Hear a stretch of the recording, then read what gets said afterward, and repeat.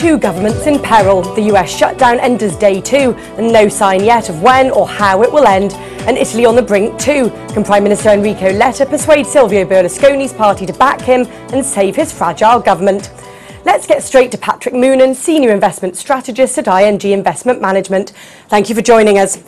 With this day 2 shutdown in the United States, do you think that investors are still being a little too complacent about it?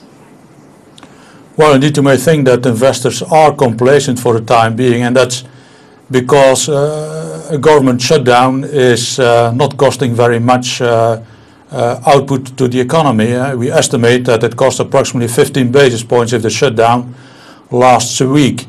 We also saw that in the past the government shutdowns did not have a big impact on stock markets. On the other hand, we must say that the shutdown is only a minor thing relative to, I would say, the discussion on the debt ceiling that will come up. And we do fear that as this discussion drags on, that volatility on the markets will continue to increase. And as you say, if this discussion drags on, do you think that the US could come close to any kind of risk of a default? Well, let us say that our base case scenario is that one, they will get a continuous resolution, and secondly, they will manage to come up with maybe a last-minute deal to lift the debt ceiling and to lift it, I would say, high enough to go beyond the next congressional elections. That's the base case, but of course the risks are clearly on the downside, and as time progresses, these risks are increasing. Looking at Italy, it's a big day there today. PM Letta is expected to win a confidence vote. But do you think this political chaos at the moment poses a real threat to the economy?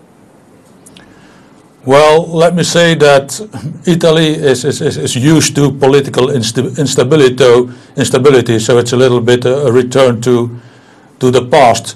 On the other hand, I do think that Letta will indeed survive this vote of confidence, and that Italy will continue with this economic progress and its economic reforms. And the ECB is meeting today in France. Do you think that President Draghi is more worried about the US situation or about Eurozone member Italy? Well, I think the biggest risk is indeed the situation in the United States, but oddly enough, it's not something Draghi can influence. On the other hand, if something in the Eurozone or in Italy goes wrong, Draghi has, I would say, the instruments to intervene through, for example, the OMT or later in the year an LTRO.